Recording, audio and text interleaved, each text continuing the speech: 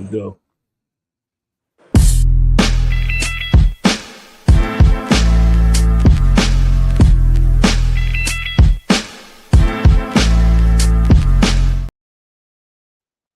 Greetings, salutations, Focus Up family.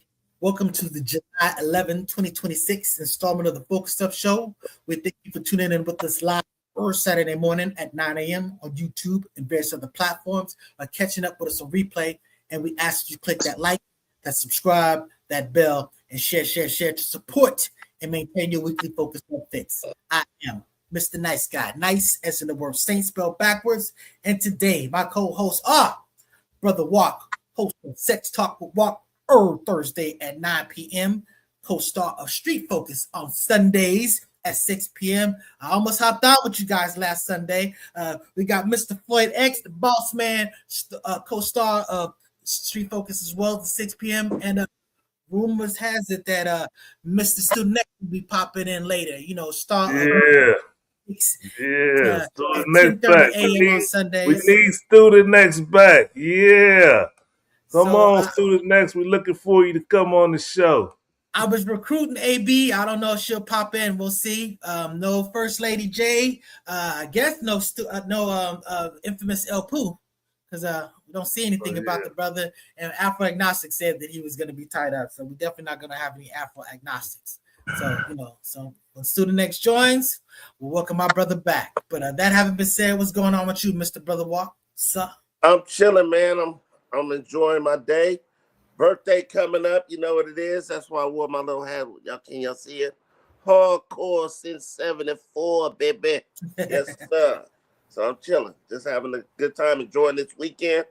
I'm off on weekends now, so I am refreshed and I'm ready to rock and roll. Let's do it, fellas. That's what's up. Mr. Floyd X, glad to see you doing a whole lot better. Yeah, man, I'm sick earlier this week. You know, I've been going through it. My birthday went by. You know, I did it big on my birthday as far as family and eating and shit like that. So after that, I said, man, I got to chill. And I went on a no sugar, no carbs diet. And now I'm a whole lot healthier, down 10 pounds in 1 week. Wow. 1 week, 10 pounds. 6'5", 230. That's what you're talking about, yeah. Yep. So, you know, I was watching. The reason I did it because I was watching the Diary of a CEO, and the brother had like a nutritionist or a physicist on there, and he was talking about all the things that got sugar. You'll be amazed at how much sugar is in items and how much your body's supposed to have as far as sugar. Real quick, let me say, okay, well, he used sugar cubes as an analogy. How many sugar cubes do you think that your blood's supposed to contain? I'm going to say... None. I'm going to say 6. Okay.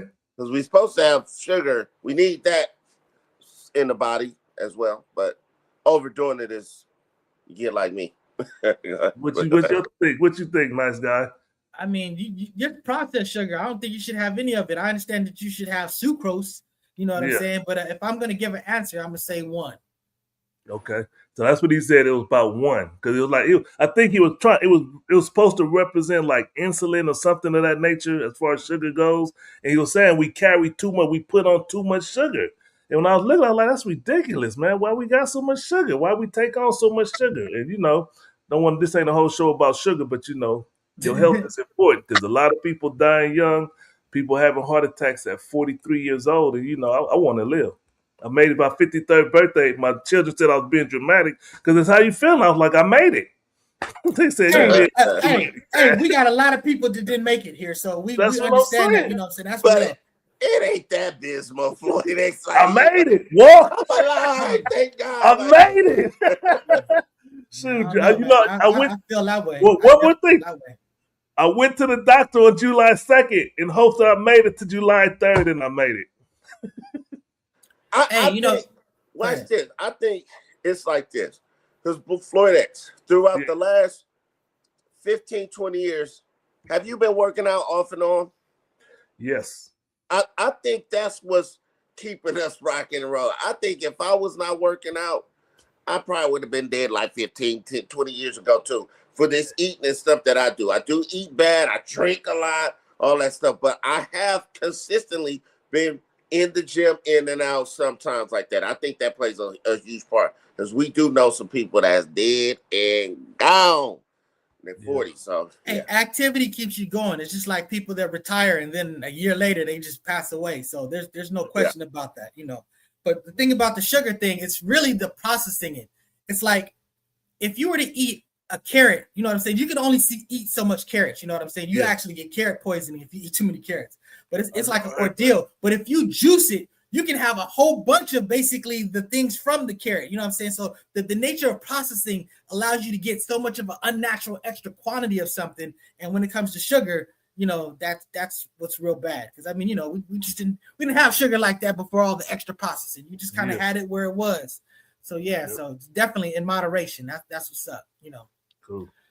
So that having been said, let's get to you know, first thing up, this brother Nolan Wells. Now, this is pretty much a tragic situation. This brother, you know, wasn't this like a yearly event? They go to this island, you know what I'm saying? Horn Island, Horn Island, you know, in Mississippi. And you know, they just go ahead, you got the details? Yeah, so this brother, he was 18 years old. I watched the interview. His pops, his moms and pops did an interview with what's the football, Michael Strahan.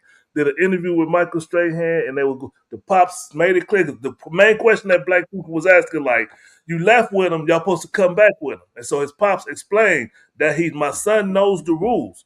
You leave with them people, you come back with those same people. And, you know, it didn't happen this time. It's conflicting stories. The mother found his phone through that Life 360 app, and they found the phone. They said, oh, well, he's back on land. So they went to the to get his phone, and nobody told him nothing. And they said he said he was gonna stay behind with a girl, and then the girl said he said he was gonna leave with his friends. But they had his phone. Go ahead. No, right there.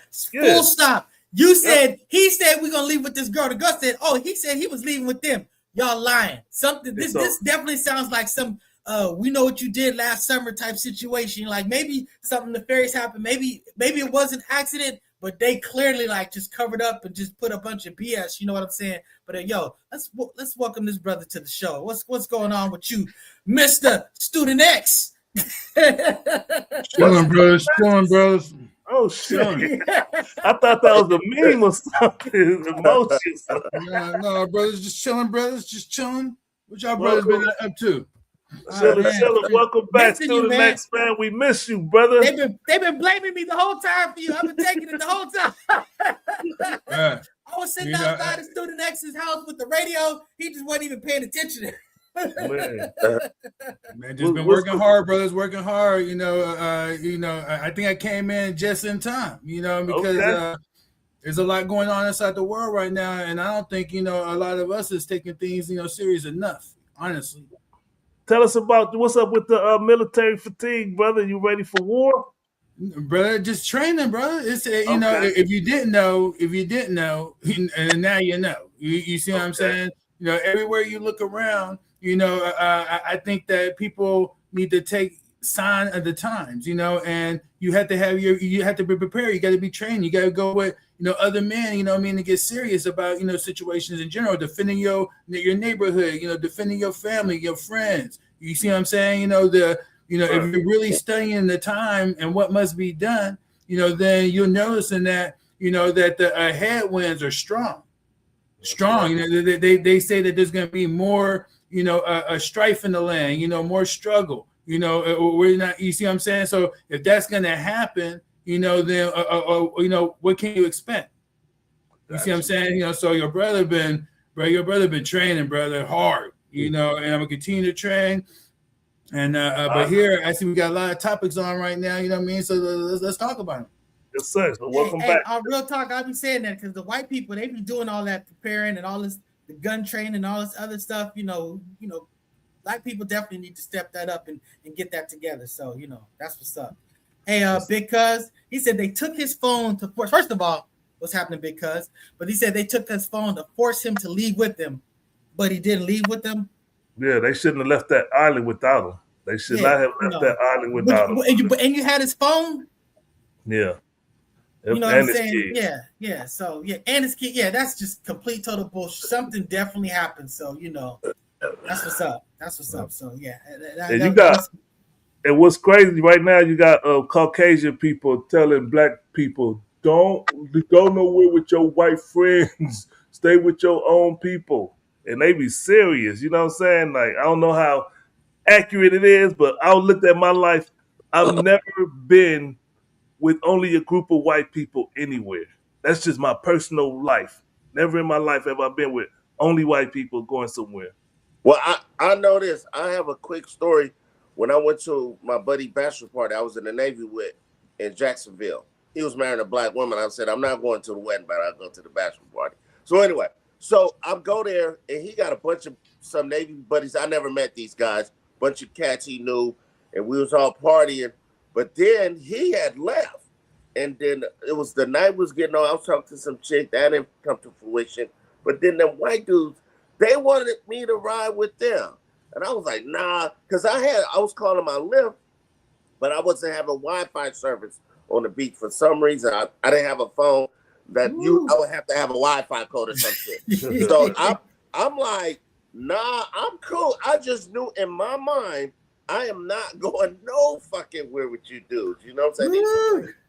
Three white dudes. I got pictures with them and all that, but I ended up getting some kind of Wi-Fi service that made it back to my hotel. But those instincts do kick in as black men, and if they don't, bro, you're gonna come up short, man. This is not the only story of something like this happened. They had a young woman who went on a trip. She fell off the balcony somehow. They said she jumped, or her white tea friends. And then there was another guy who went on a camping trip, some Mormon retreat to visit his white girl. He came up, missed, and died. You know what I'm saying? Young brother. So just got to be careful. I don't want to just put white tea folks on blast like that, but it ain't no coincidence in my opinion.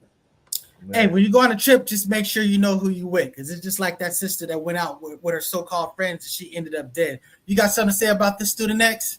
Yeah, so I think, people just have to use discernment. It's not about, I would say, a race at all. I've been around groups of white people where, it's been, oftentimes I've been in situations where I've been the only brother. And then my instinct was always, okay, I'm about to represent, properly for my people. You see what I'm saying? So it was always my mindset, but at the same time, maybe, I take, I don't always take into account that this 6'5", 230 has been with me for a long time.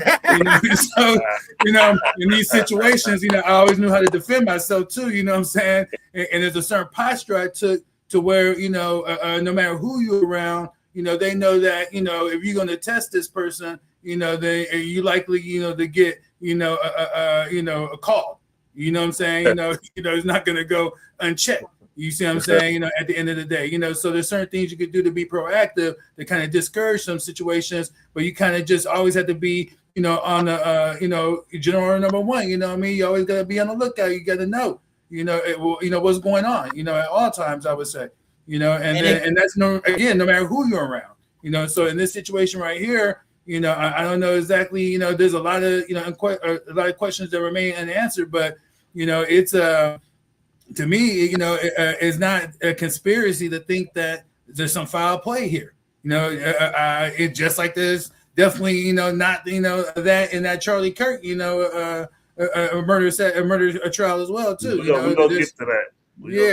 You know what I'm saying? So, like I said, I'm just thinking this, looking at this from, I know, maybe you brothers haven't been in those situations, in the military. I'm surprised you guys haven't been in those situations, but I've trained with some men to where not only am I the only brother sometimes, but we all got guns and knives, and you know what I'm saying? And we're in the middle of nowhere, you know what I'm saying? So, like I said, you got to use some discernment. You got to know who you're around at the end of the day, and try to decipher who friend from foe is. And that requires a sober mind, what I mean, at the end of the day. Real quick, hey, they got Terry Crews, so just remember, your 6'5" ain't always going to be the answer. Also, salute to brother Benjamin Crumb. I know people got their feelings about him, but I always respect that. There's somebody need to come along and help represent. So he got Al Sharpton and Benjamin Crumb. They representing them or speaking on behalf of them, And at the press conference, he said that Tyler Perry and who else? Somebody else put money up for the funeral, and they put money up to hold the independent. Kaepernick. Oh, Colin Kaepernick? Yeah. That's right, Colin Kaepernick. They're holding an independent autopsy in Washington D.C. because the family don't trust the police in Mississippi or with no connection to the police. So we salute to those brothers for doing that. So hopefully they'll get the necessary answers that they need in this situation. And that's pretty much it. And Spike Lee was involved with that as well. So shout out to all them brothers just doing their part. That's right. Yep. So that happened. Oh, you got something else to say about this, Brother Walker? Or you want to? No, let's move on. All right. So next up, we talk about R.I.P. to him. Now we talk about Mitch McConnell. So rest in peace, Mitch McConnell. I don't know if you guys got the news. well, actually, we don't know if he's dead or not. But the bottom line, they talk about Netanyahu, but this guy, we really need to see proofs to life with this dude. So I'm just saying, at the end of the day, I really think they're about the weekend and Bernie's us to try to push this SAFE Act or whatever the voting thing through. So we'll see what's up. But you better produce a person. It better not be no AI. I don't want to hear no phone. He need to show up. So we'll see what's up. Yeah, because Mitch McConnell, he looked like he's in bad health, or I don't know. People said they seen him being hauled off to the hospital. When I was reading one of those articles. But they saying that they're trying to avoid a special elections because they feel like they're going to win the general elections. The person that Donald Trump is backing, I forgot the person's name, but it's somebody that he's already won the primary, so they feel like he'll win the general election, but they don't want to hold a special election because that'll bring out a new group of people. That's what they're doing. So if he's unaware and they need to get him off the seat, they're going to try to hold on to him and do the weekend at Bernie's like you're talking about to keep him there. You got something to say about this, Brother Student X? Yeah, I mean, brother was on the right path right there. That he's already missed, some important Senate votes, but it's important to note that there's a narrow Republican majority, and so his absence is significant. You know what I mean? And so if they got a weekend at Birmingham, to the finish line, then they will. It's sad, that this is what it comes down to. But people forget that Ronald Reagan in his latter years, he was dealing with full blown dementia. He was gone. They had him on autopilot. I'm saying? They got the auto pen under Biden. But back then, man, Reagan was on autopilot. And then even right now, some people suggest that Trump is dealing with, what they call early onset dementia. Yeah.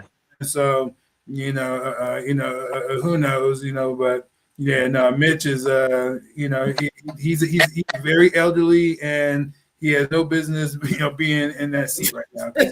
We knew something was wrong when he froze. Remember, he was the one that froze, right? He just multiple times. Yeah. So yeah. Rock said he died right on camera 2 years ago. Yeah. Damn, just like that. You guys anything to say about Mitch McConnell, Brother Walk? Oh no. Rest in peace. All right, so, rest in peace. So, hey, let's talk about this. This flight school pilot bails on a student.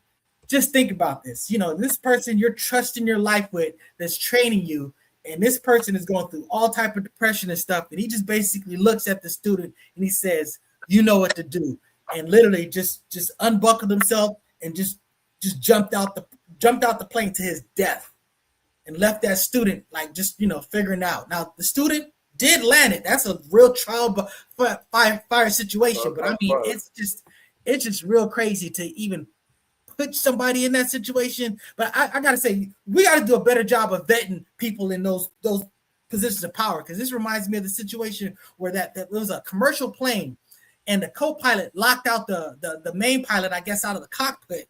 And I mean, he's sitting there begging with him, like, please open the door. And he literally just smashes his plane right into a mountain, kills everybody because he was going through something. And I'm like, look, if you're going to go through something, just take out you. But we might have to do some super evaluation when it comes to people that are, really in control of lives, like pilots. Crazy stuff. Yeah, you never could tell. You don't know what nobody going through, and he might have been cool one day and just not the next. And that was the day he jumped out of a goddamn plane, and you got to land that shit yourself. Ooh, man, it's crazy. Hey, that's how I feel like when I see people acting weird or talking depression talk, and it's if I can't help you, you got to stay away from me and my family. Because I remember my baby mama brother, he was kind of going through some mental shit. I was like, keep my son from over there. Like, you can drop him. You know what I'm saying? People be, you never know what's going on up in here with some people. That's just what it is. That's a horn. That's a horn. You got something to say about this student next? Yeah, man. I mean, I'm just now learning about this, really just, talking about this. But, my first impression was like, man, that's on some gangster shit. You know what I mean? Because, the thing is, man, when you think about it, the dude, that was premeditated, so he's like, okay, look, I want everyone to know that, I'm leaving y'all now. But at the same token, I'm about to make my student who I feel like is ready, famous. You know what I'm saying? And jumped up the damn plane to his death. That's crazy. That's some gangster shit, bro. You know what I'm saying? So and he taught her well. You know what I'm saying? So you're right, man. He definitely went out on some gangster. It was a woman student. Yeah, it's a female student. Man, that's crazy. Right. She's made. She's a made woman. Yeah. If not traumatized. I mean, so deal, what I mean? All type of stuff, bro. That'll definitely gonna be on her resume. I'm that one. You know what I'm saying? Well, speaking of that one, Mr. Tigger. Mr. Tigger! Mr. Tigger! Yo, this dude got into this female. There's actually 2 videos, and I don't think we can find the first video. Yeah. But I don't know if you want to just go ahead and play the second video. This is the main one that everybody can circulate. Yeah. I like the parody videos. Those are the fun. Those are better. And shout out to, I think her name is Jazeer Riches or whatever. This is the picture. The picture she posted. This was the first thing that popped up when she posted that big gash, and she had a statement saying, "You want to know what happened to me? Ask my husband." Everybody was in shock and going like, "What the hell? What happened?" And then that's when he got arrested and was booked in jail. And then later the video came out of what actually happened, and that's where they was fighting for the phone. And let me pull that one up.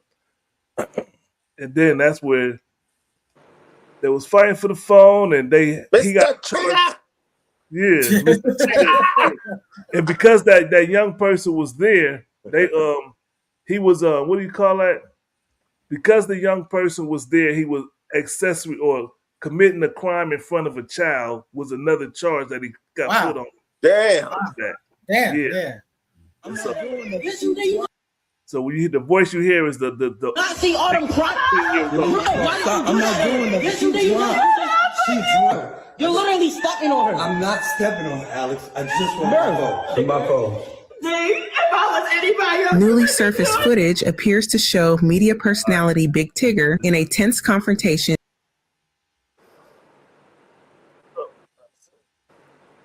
So the thing is that she was exaggerating what was really going on. He was just trying to get his phone back, and she was as far as we know, it was his phone. And he was fighting to get it back. She was holding it because I think she found some numbers in it or found some incriminating evidence. So she was trying to hold it. And then she later accused Tigger of having sex with his co-host. His co-host came out and said that she's going to sue his wife for defamation because they were not in no relationship and she's running her name through the mud. So hopefully all that shit gets worked out. And it's just one of those situations where you got to be careful who you're dealing with. And, sometimes people have emotion.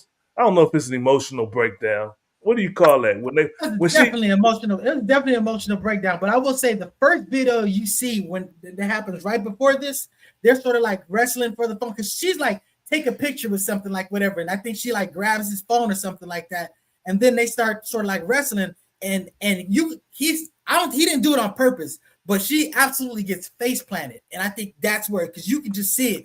And that's where the kind of damage happened. So, you know what I'm saying? So it wasn't just like him just Ike turning her or something like that. But the bottom line is, you know, So whose fault would you say that is? His or hers? Just don't take the phone. You know what I'm saying? Just be a grown up. Look, if you think that someone's doing something foul with you, leave them.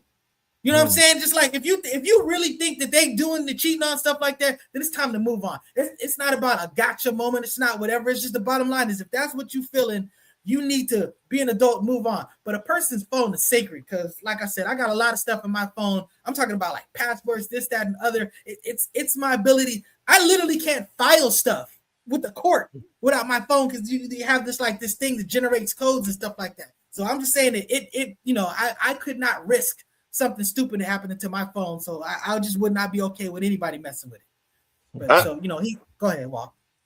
That's why I think like what she was doing, she know that they was about to get a divorce. There was, you know, when it's getting rocky, she's trying to get that last big payout. Come on, all these years they've been together. I think they've been together over 12 years. No incidents. Now I'm beating you up. Now I'm slamming your face to the wall. In that video where she fell, she kind of pushed forward. That's in my opinion how I feel. Everything she was doing, she trying to get evidence for this last payout for when they get that divorce. Because he still is going to have to pay her. But I think that's one of her kids who was filming, right? Wasn't that her son? Yes. See, I think this. I bet you if Mr. Tigger would have got up and slapped the shit out that kid, she'd have dropped that phone. No, just like that, You got something to say about this student next? Yeah, man. It's just unfortunate that, you know, that I mean, you got to pick right. You know what I mean? Like, you know, with me, you know, I've been married almost 30 years, and a big part of it is because I picked someone that, you know, is not capable of that. You know what I'm saying? You know what I mean? You know, so you got to probably, you know, vet these people, but it's true that, you know, people could turn devil overnight, you know, and when you're dealing with these females in particular, you know, in America, they already know they have a certain protected status, you know, especially when dealing with the courts, and it's like a low burden of proof, you know, oftentimes, you know, to, you know, the whole, you know, who they say, you know, is, you know, accountable, you know, for whatever happened, you know, it's just wild, brother, you know. This whole situation is just bad for the culture, bad for the people, you know what I mean? It's just terrible. Yep. And I mean, somebody's being real disrespectful to you, Mr. Student X. What happened? What they say? See this comment? Stolen valor. Okay.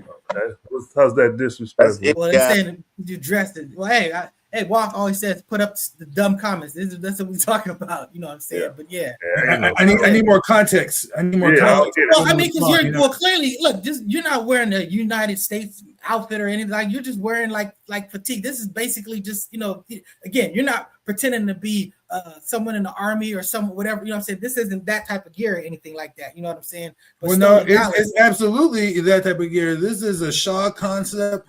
Armor carrier, either art, you know, carrier. Oh no! I just meant United States. I'm running a Varanus, a 3+ armor. You know what I mean? You know, so you know it's the real deal. You know, but you know this is civilians. You know, civilians are able to carry and have, you know, certain situations. You know, and then when you're focused on disaster preparedness, emergency preparedness, you know, protecting your community, you know, your family, you know, then, you know, you're not, you know, arguably these are things that you would want to have, you know, in order to, you know, give it your best shot, you know, in a moment of need. You see what I'm saying? You don't have to. It makes no sense of having, you know, that, you know, if, you know, if you're not training it too, you know what I mean? So when you get it, you got to go train. You know what I mean? You don't have to the first time and be like, you don't have to join the white man's military to prepare for war. Exactly. So that's not stolen valor. The brother is you know, prepared. There's all type of civilian service that is absolutely vital for our nation. You know what I mean? Right. Absolutely. You know, you know, so you know that's what that's about. You know, that's so you know, yeah. This, you know, I have different parts. I have different parts that I camouflage, but the basic unit is just green itself, you know, and then here in the California terrain, you know, where I'm at, you know, in Northern California, when you look at how the terrain is, then that's what my gear, reflects. So. Thank you for your service, Student X. That's what's up. So real quick, let's jump to Marcellus Wiley keeping on picking the right one. Like Student X say, you got to pick the right one. And I say this all the time, man. You got to be careful who you picking. And it looked like Mr. Marcellus Wiley picked the wrong one because he was arrested in 4th of July weekend for an incident between him and his wife. I think she said that he pointed his finger in her cheek and said, "I will kill you." And so I guess that's considered assault. He went to jail for that. And when I looked at her, I said, "Oh, she looked crazy. Look at her eyes. Something's wrong there." But who pointed the finger? He pointed the finger at her. That's what she accused him of. He pointed the finger at her cheek, saying, "I would kill you." Because the whole situation was they went to Florida because their son had a tournament, a basketball or football tournament, and he suggested, because they were separated, he suggested that they all stay together as a family and stay in the same room or suite or whatever. And I think that's where the problem was. If y'all separated, don't be in the same room. That's what I'm thinking. So they ended up having a situation. He got arrested in Florida, and and he was on bail and explaining or trying to justify what happened. Yeah, terrible story. That's crazy. I mean, if he's touching her and threatening her, I don't see how she wouldn't be the victim in this situation. You don't see how she would. So I'm confused. So you're telling me that Wiley, had pointed his finger at his ex-wife or estranged wife, put it on her face like and said that he was going to kill her, and then he admitted to doing this? I don't know if he admitted. She accused him of. I don't know if he admitted to it. That's what's key, because first of all, if he's saying that no, I did not do that, and there's no evidence of that happened, and then he was arrested just based on her saying it, and then that's why I was talking about that low burden of proof. You know what I mean? Yeah. That's wild. You know what I mean? And trust me, I've seen it, experienced it myself. You know what I mean? So, but it never stops baffling me that this is the reality that we deal with. And that's why it's just really important. To be real careful who we're around. And for them to even have access to even know, if they know where you live, then they can file a court paperwork. Mm-hmm. So that becomes vital, you know what I mean? Them not knowing where you live, you know what I'm saying? This is also the thing. When I was looking into it, it comes out in reports is saying that in 2012, she accused him of rape. And then she marries him in 2014. Why would he marry her if she accused him of rape? Wow, that's a weird situation, you know what I'm saying? That's two things. First of all, men do this dumb shit all the time. If they tell you who they are, believe them, and just and then the thing is that what I learned, if you want to escalate, and then expose yourself to risk, then expose her to her family, her friends, and put her on blast. You know what I mean? But if you want to have a better chance of escaping this shit unharmed, financially and legally in your time, then try to exit that, like cool Mo D, you know what I mean? Real smooth, you know what I mean? Otherwise, like I said, the liability that comes with, just being right in them and you asserting how right you are, you know what I mean? It just goes all bad for men in this country, bro. On that level, so you have to move tactically. Oh no, it was a lot of more allegations as well. She claimed he punched her in the eye one time. She claimed he froze her bank account, like moved all the money to one account and she didn't have no money. It's a whole bunch of stuff, but I think it's the same, just like the last situation. She's trying to get that final payout. And putting all these nice little allegations. He did this, he did that. And then, so give me a few mil. You know what I'm saying? On the way up the door. You just gave nice guy a headache. What happened, nice guy? I'm just saying that, look, I don't know what this situation is, but he can be a terrible person and be doing all of this stuff. You know what I'm saying? It's just like, if this is made up, I agree with you. You know what I'm saying? I'm on the side of the person who's being wrongly accused. But this is not a person that's of demonstrating high sort of like moral fiber. You know what I'm saying? This is the dude who's been demonstrating to be, the buddy with Whitlock and stuff like that, and basically part of his camp. So I'm just saying that, he was the one that's trying to get them all in this room. You know what I'm saying? He you can rape somebody that you're in a relationship. A person can be like, I don't even feel like it, or maybe they're just being asleep and you basically trying to get them up and they wake up and they're like, hey, I'm not trying to do it. You know what I'm saying? That can constitute rape. Whether you should go prosecute somebody for something like that, that's a whole nother different equation. But to marry them after the fact?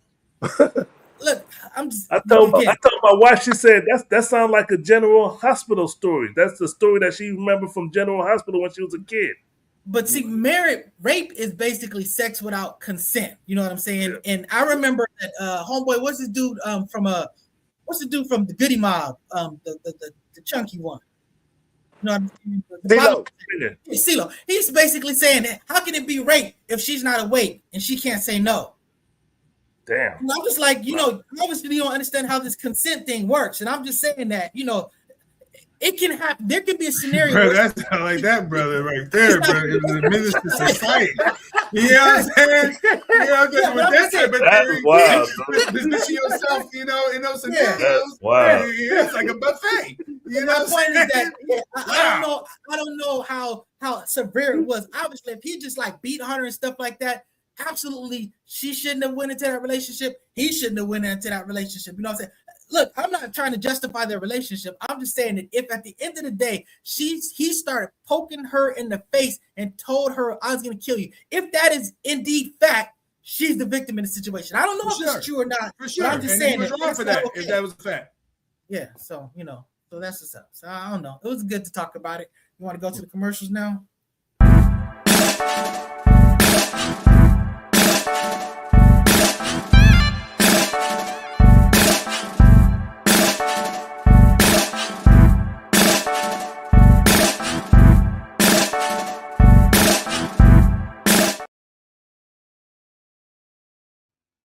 You're muted. That's gobealive.org. Go get you some of that black honey. And if you wanted a person, go to the Petty Vice in Venice or to the Afro City Marketplace at the Crenshaw Mall. It is still there. Turn up the dial, it's 10:30. Be back. Spin that back show, all the classics on track. From 79 to 99, we're crossing the gap. Album reviews, little known facts, hip hop intact. Saturday mornings, dive into the history. Samples and stories, old school mysteries. Remember South Static, Shiraz, and CBD. Nolan about a pin. Turn it up. Muted. Spin that back on Saturdays at 10:30 a.m. after the Focus Up show. No spin that back today. No mutant politics today. No objective deconstruction today. But we are probably going to go into a little overtime on the Focus Up show. Shout out to infamous El Pooh. Star spin that back. That's right.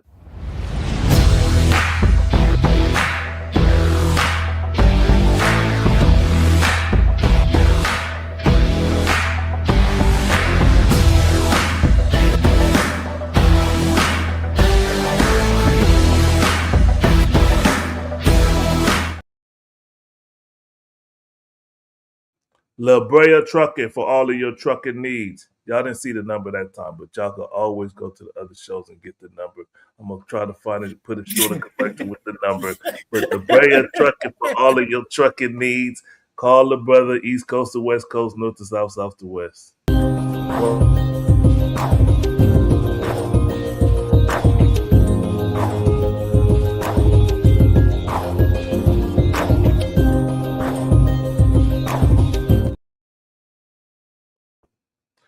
Score Bar and Lounge, a black-owned bar here in Sacramento, California, 7123 Franklin Boulevard. Go check them out. Go watch them FIFA games if they're still going on and things of that nature. Go check out a nice sport bar. All right. Where we at? Nice guy. We didn't talk about the phone situation, locked or unlocked. Shout out to brother JC.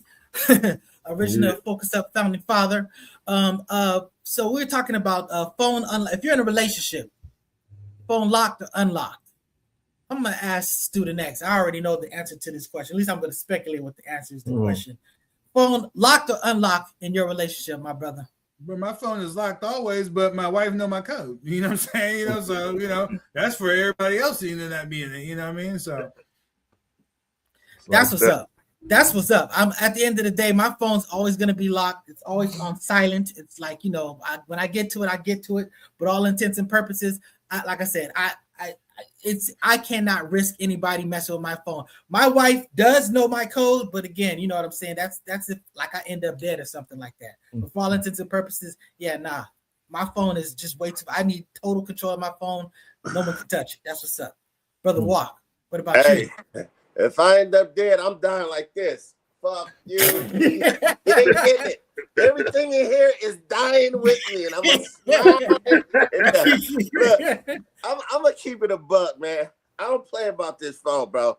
This phone is your attachment. This is part of you. They've had studies on this. Everything you do is in this phone and in your personal computer. So I don't play. I don't want nobody touching my shit, going through my shit, or doing some fake shit and claiming to be me, calling somebody, acting like me. None of that. That's out.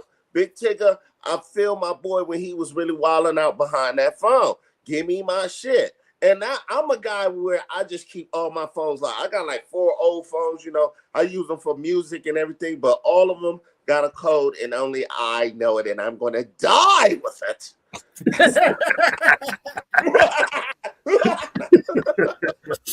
Mr. Floyd X, locked and unlocked. I keep my phone locked, but like Student X, my wife, she don't know my code because she always forget it, and I forget hers. But I'll be like, "Hey, what's the code?" And she'll open it, or she asks me mine. I'll open it for her. Nothing. I'm not hiding nothing, and it's nothing there really. I don't do shit. So but do you understand why a person would absolutely. Hell yeah, you should. If that's your situation, you should lock that motherfucker. It's funny. I don't necessarily think it's about cheating because I don't have nothing.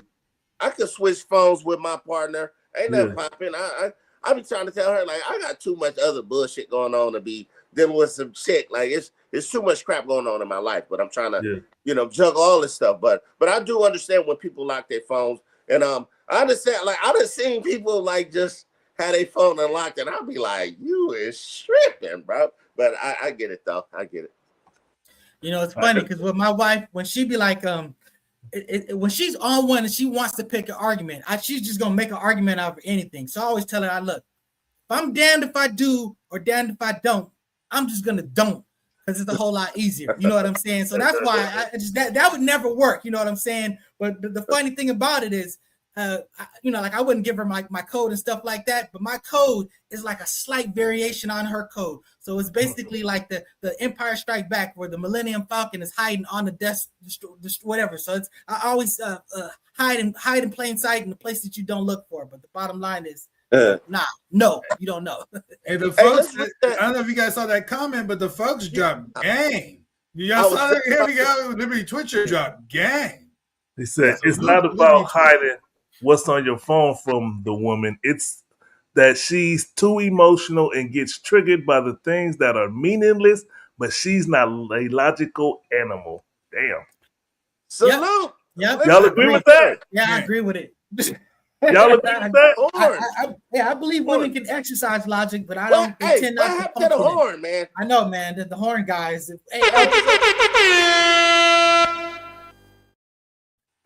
Yeah, okay. Yeah. I don't know if I agree with that. I'll have to study that. Exactly. And she'll see something on your phone and not forget it and bring it up later when she needs something to blame you for.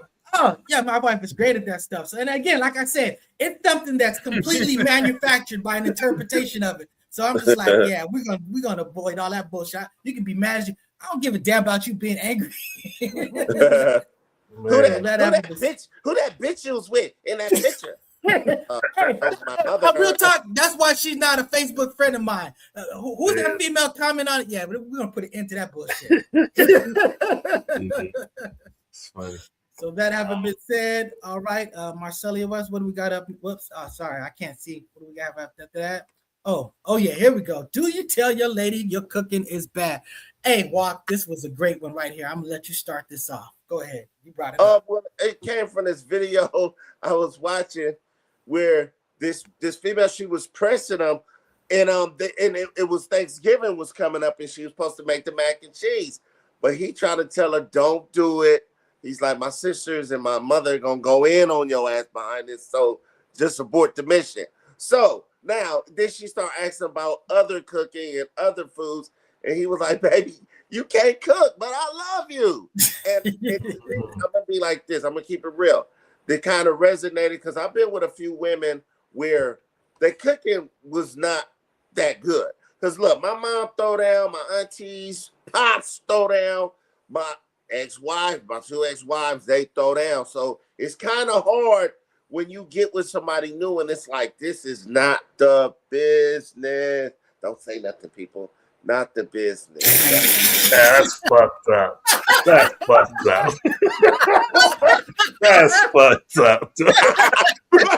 That's fucked up. Wow, dude. Hey man, when you're courting, when you're courting somebody, I understand maybe whatever, but you definitely need to come correct. I mean, honestly, what you do is if they cooking ain't right, you got to take over. You got to cook and show them. You cook a real good meal. They eat your stuff. They can't go back to their stuff and think that they're a good cook. You know what I'm saying? Yes, so they can. Nice guy. it's like a person that stink. They don't know they stink. Some people don't know they can't cook. Well, because your olfactory senses get fatigued and stuff like that. But if they come out of them clothes, they take a shower and smell them clothes, they be like, that's some funk. So they can come back to it. So that's what it is. But yeah, but what you got to say about this, brother Student X? Yeah, so I was just thinking back, my wife could cook, there's no problems at all, remotely with that, today. But when we first started, that she wasn't on the level, and people have to remember that women choose who they have sex with, men choose who we marry. So we're gonna choose someone to marry, then that's our help us meet and overcome objectives, different obstacles along the way, and then help us, eat good too. You know what I'm saying? So, if something's not right, it's your obligation to let her know. And then if you have the ability to, teach and train, great. If not, I remember, I had that ability, but then on top of that, I brought her to my mom, and my mom started showing her some things and whatnot and everything as well. And then, all was good, after a certain period of time. I had to step in, you let her know. Now, if this is just, side piece, someone you just kicking it with and whatnot and everything, why rock the boat? You know what I'm saying? It was just temporary. You know what I'm saying? But if it's like long term, you know what I'm saying? This is, the one, or is the one, then it's like, okay, well, you setting yourself up for failure. If you don't. Yeah. My wife's a great cook. I appreciate that. She used to cook something I didn't like, so I just let her know, like, you might want to make a little less of that, because that's for you. You know what I'm saying? But outside of that, if my wife brought a plate like this, we gonna fight. Oh my God. We gonna fight. I'm like, hell no. You can't cook. No more kitchen duties for you. You sit on the couch. I got this. That's funny, because I remember one of the first things my wife had cooked before I had to shut it down was like she had made me some eggs, but she had did it in the microwave, and I was like, oh hell no. You know what I mean? This is not how you cook eggs. You know what I mean? And so I had to show her, this is how you cook eggs. You know what I mean? And then fight here, bro. What type of egg? What do you mean? You mean like scrambled eggs or something? Yeah. In the microwave. In the microwave. I never heard that. I only saw one at a time, and it's from one of my white homies. A Swedish fella.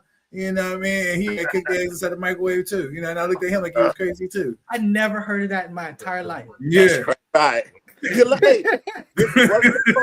So you learn something every time. So now I can understand that if you do like Scottie Pippin and you find yourself a 23-year-old girlfriend, she ain't lived long enough to know really how to cook. You know what I'm saying? But she's probably cooking in the other ways. Honestly, you said it wrong. You said it wrong. That's Scottie Pimpin. Scottie Pimpin. Yeah, under no circumstances. Look, she looks like a child. Someone was joking that she probably don't even know who President Obama was. You know what I'm saying? So it's just like, yeah, I mean, this is like creepy. I don't know. My daughter's 32 years old. There ain't no way that I consider dating someone younger than my daughter. You know what I'm saying? That's in fact, she need to be. My wife is 15 years older than my daughter, second marriage. I would maybe 10 years is like about as low as I could go. You know what I'm saying? I can relate. This is like a older guy trying to just feel youthful again, because remember, he got played a few times with that last wife, effing Michael Jordan's son. Really kind of embarrassed him. And I think like now he's like, it's a reboot. Here I am, old as shit. Like, how old is he? Like 63? 60. He's 60 years old. 60 years old with a 23-year-old. This is like, I just think he's trying to reboot himself to the public, because he did kind of go out like a sucker with Michael Jordan. So that was very embarrassing. This is like sort of like 50 Cent baby mama doing the stuff with Puffy. That stuff does embarrass you just as a man. So I think this is bounce back. He got this little young hottie with him. I don't think it's gross or like close to, sometimes people say like to pedophilia. I'm like, come on, let's keep things within reason. The reason this Hugh Hefner was doing this for years, freaking over 40 years, having sex with freaking 18-year-old girls. Like, so I don't feel it's that.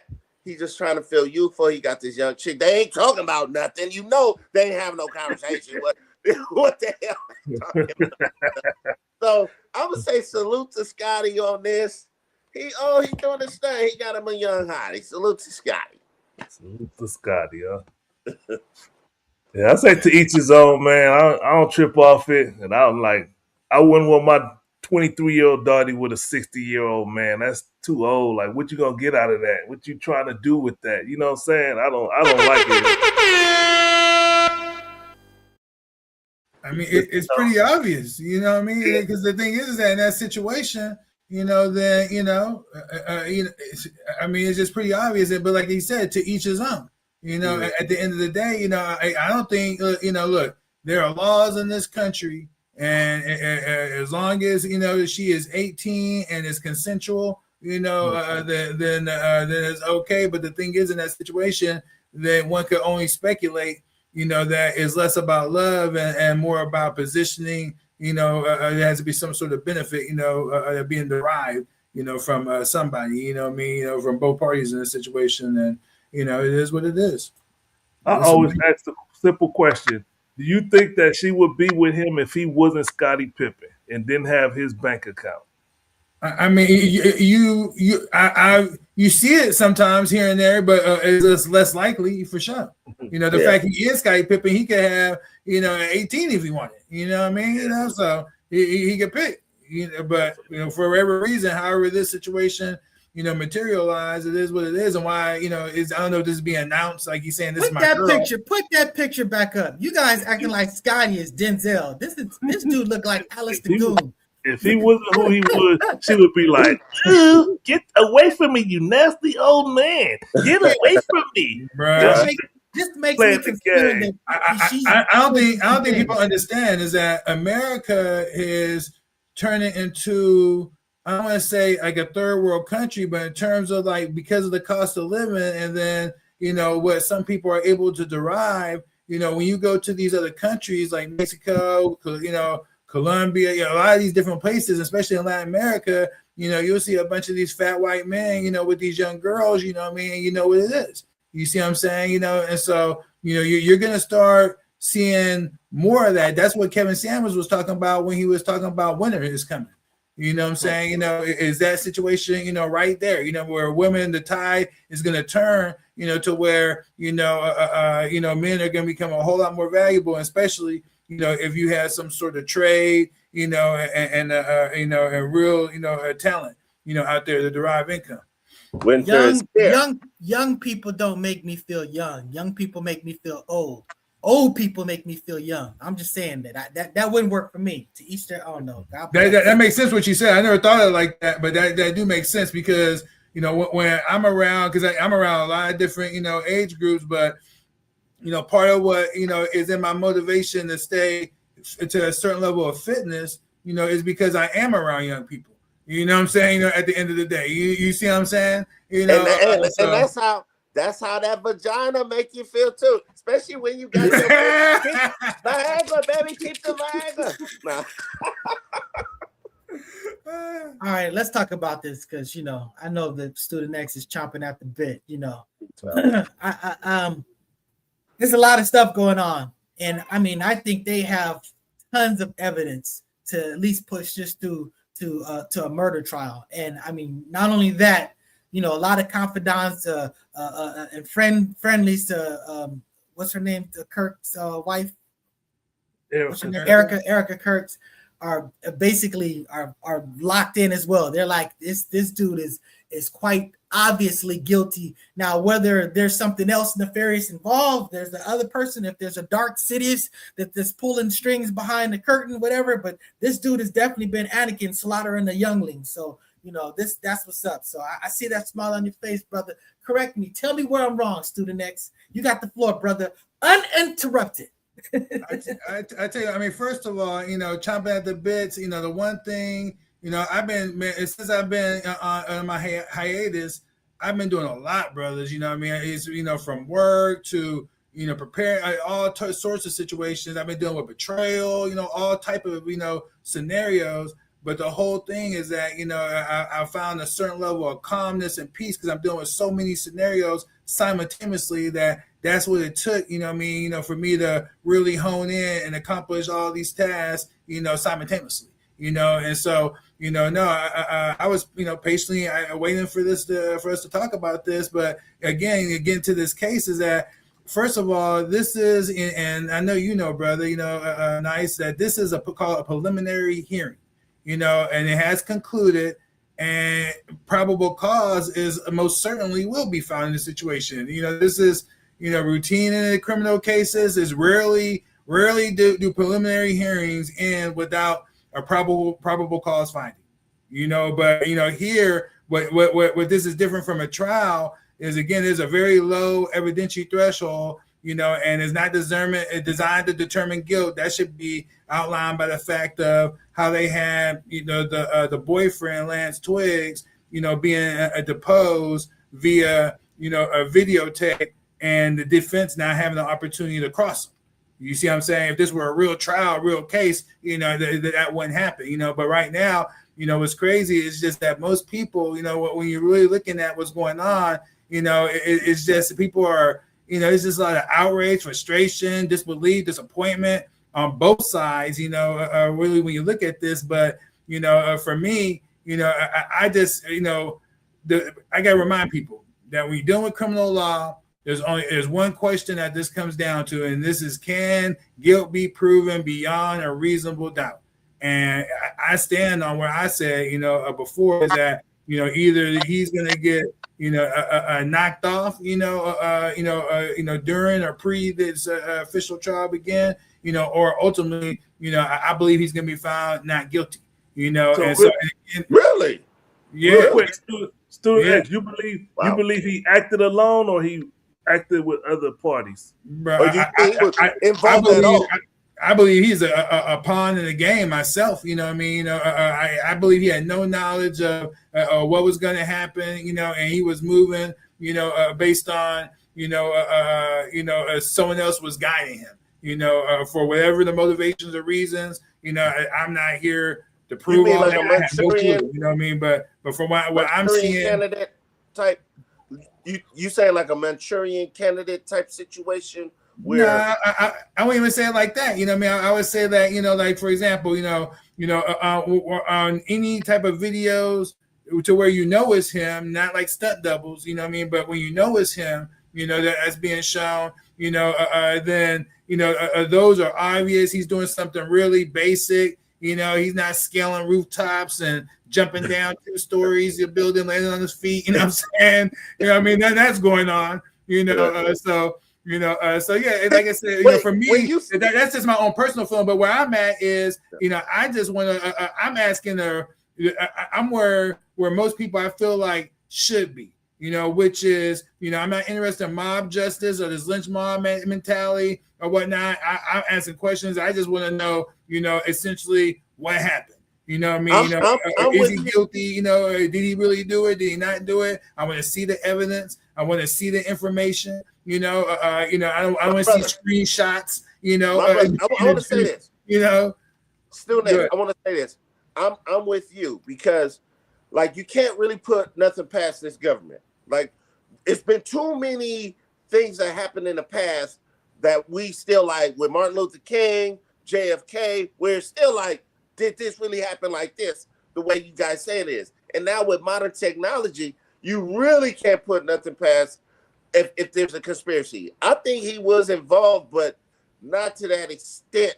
Like, you know what I'm saying? Like scaling rooftops. Like bro, you really hitting the nail on the head with that one right there. And he was not trained like that. That was a trained professional hit.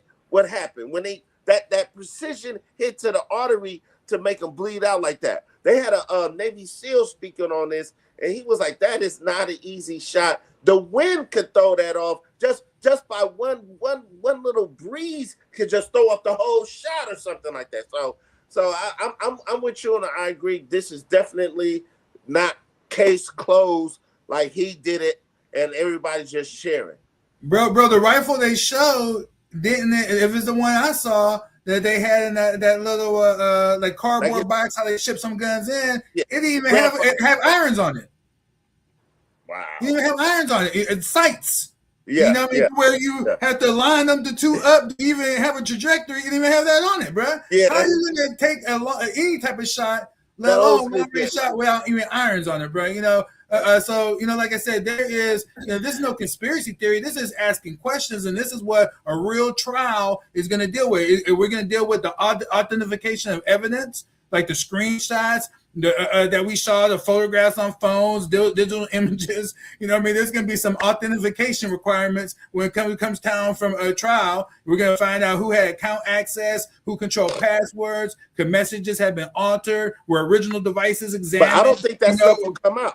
That won't. Hell no, but they can't, because when we go to the physical evidence, we're going to ask where are the forensic connections. Let's look at the ballistics, the rifle evidence, the gunshot residue, the DNA, the chain of custody. There's going to be questions that are going to be asked. There's going to be criticism of the investigation gaps that exist, like the witness interviews, the forensic testing, the alternative evidence, additional leads that were completely ignored. You know what I mean? So, bro, like I said, when we get down to the actual court case, this is where it all fucking falls apart. You know what I mean? So there's no conspiracy theory. You could tell how it's being set up to where, again, in this preliminary, it's gonna go forward, and they didn't have to do much. But how they did it, it was like more like a production, But even still, there were gapping holes that existed, to me. And like I said, I don't have skin in this game. I just want to know the truth. What the gun looked like when he shot it, or whoever shot it, versus what it looked like when it was packed away is not necessarily the same thing. I have this gun right here, you know what I'm saying? But I got all type of attachments that I could put on it when it's time to do whatever with it. My point is that I'm not saying it's a legal gun, but I'm just saying at the end of the day, I'm not saying that. I don't know what happened. You know what I'm saying? He could very well be a patsy. Everything you're saying could be true. I don't think that that's a probability. I think it's a possibility. I think in all likelihood, you know what I'm saying, this dude took advantage of a shot that actually wasn't the most difficult shot for someone with his background. You know what I'm saying? Bro, you crazy as hell, bro. Thank you. You don't shoot, bro. You don't shoot. Because no one's going to say that. With that rifle right there. A person who's trained with that rifle, who shoots with that rifle, would definitely understand it. Actually, I do shoot. So thank you very much. And my point is that if I'm training with something, if I'm working with something, I know all the idiosyncrasies of it. If I know that I'm hitting to the left of my target, I know that I'm adjusting. So again, if I have experiences with this thing, that thing is going to. And so again, you can stop right there. So anyone knows, in any sort of, tactical situation where you're gonna go take a sniper, be a sniper essentially, and take out a target. then first of all, you don't just drop in on the scene. You know what I mean? There are all sorts of, measurements that are taken, distances being taken. The rifle has to be zeroed into a certain distance. Adjustments need to be made. The timeline that they're offering, they're acting like this dude is a trained operator. You know what I'm saying? You know what I mean? He can't. There's no possible way. He's never been to the college before. So he didn't know where Charlie was going to be. He had some preliminary information how the stage was going to be served and everything. He actually been there a lot. Fall apart. Watch. He actually been there a lot of times. They got the video of him being there a lot of times. So I'm just saying, this is what actually came out in the hearings. This has been about 6 hours of, about 5 days of hearings and stuff like that. So preliminary hearing. They actually have him before. They actually have him on the site beforehand and all of that stuff. So no, they have a video of grainy video of someone that you can't make out. They got him. All you can see that he's a skinny white dude. You know what I mean? And we're being told that's Tyler Robinson. He's got a phone that tells you exactly where you are, where you're pinging, and all of this stuff. There's all types of evidence that demonstrate. I don't know if you've ever watched The First 48, but I'm just saying that these cats do stupid stuff. Literally, just having your phone on you is going to tell you exactly where you are. It's literally a part of what's happening with the Nolan Wells type situation. To me, this is a trial of the century. This is a trial of the century right here. I can't wait. The distance he was shot from was 142 yards. That's a football field and almost a half. That's a long ass way, bro. That's a long. I think it's more to it than just what we see. And first of all, and you're presuming with the video, it wasn't even a lucky shot. I mean, just think about the dude that shot Trump's ear. You know what I'm saying? The bottom line is this dude shot, and it was like a miracle for him to even just hit the dude's ear. But the bottom line is, some dude climbed up on a roof and did this type of dumb stuff. My thing is this: if the government was really, really like trying to frame this, if the government really, with all the resources that the government have, why wouldn't they just go through the details properly? Why wouldn't you see this gun? Why wouldn't you see that? Why would it always be so sloppy? The government. You the first person to mention the government. You said the government earlier. You said most people I don't think Israel has something to do with it. Yeah, that's a government. I just mentioned stuff that happened in the past where there's still a mystery to it. Because just said something that was kind of prolific, even though he normally don't say shit that is coherent. But he said we're talking about a shot made without a scope. That's difficult from a football field and a half away. I don't know if it's without a scope. A headshot, essentially, too. Yeah, I don't know if it's without a scope. You're talking, you know what I'm saying, bro? Come on, man. Like, wait, I can't wait for the trial. That's what I'm saying. Yeah, I'm SWAT team. I'm on it. Like, nah, bro. I'm not buying it. But this is nothing. I know I'm a tiny little speck when it comes to this America, this big country that we're in.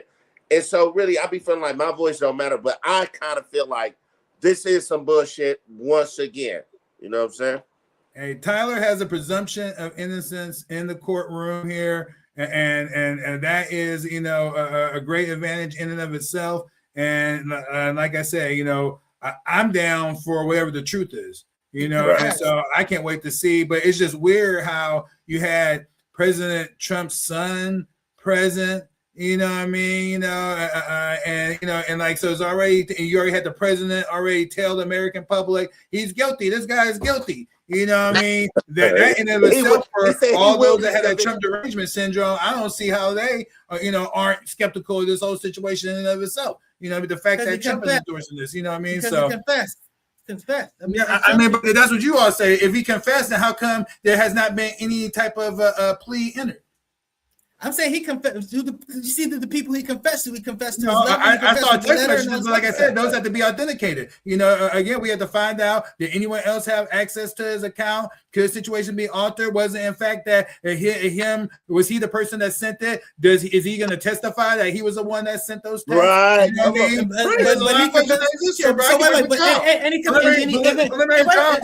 So he confessed to his father. So he confessed to the dude that brought him in. Bro, you're going all about what you see on the screen.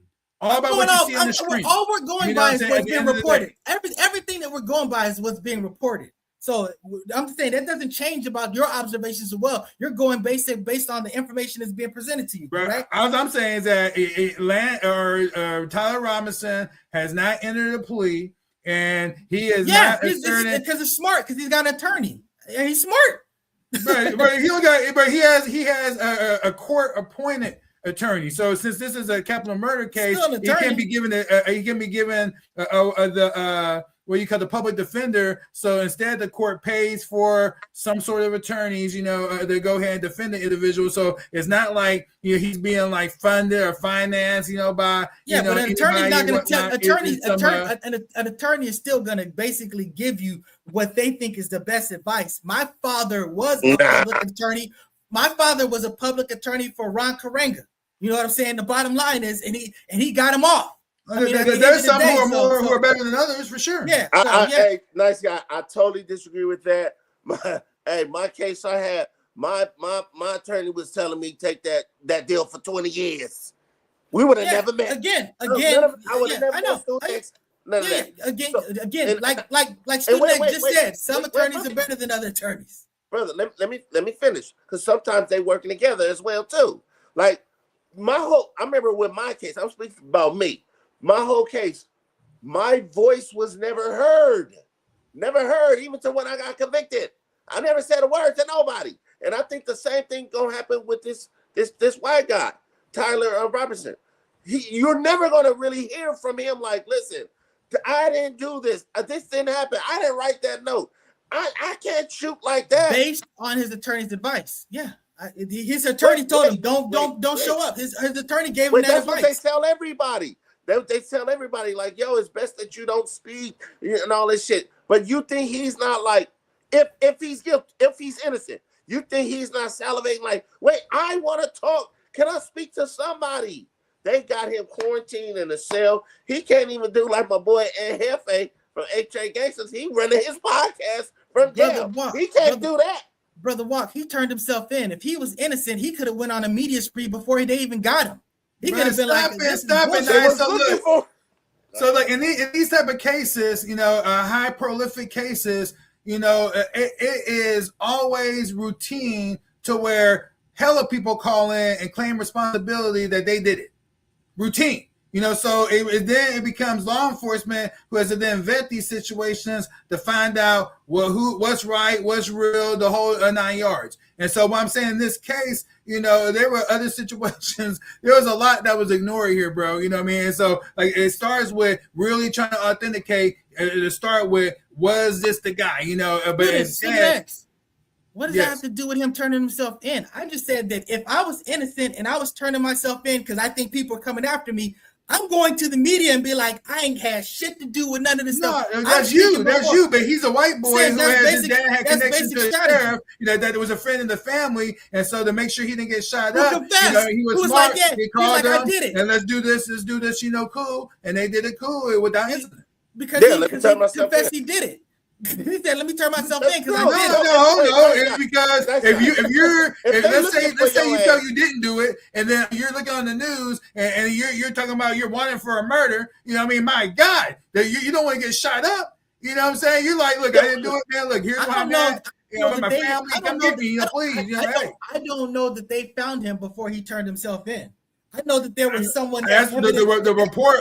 What the reports say is that the family reached out to the friend who was a sheriff, and then he coordinated the situation for him to be officially turned in. It was without incident, and then here we are.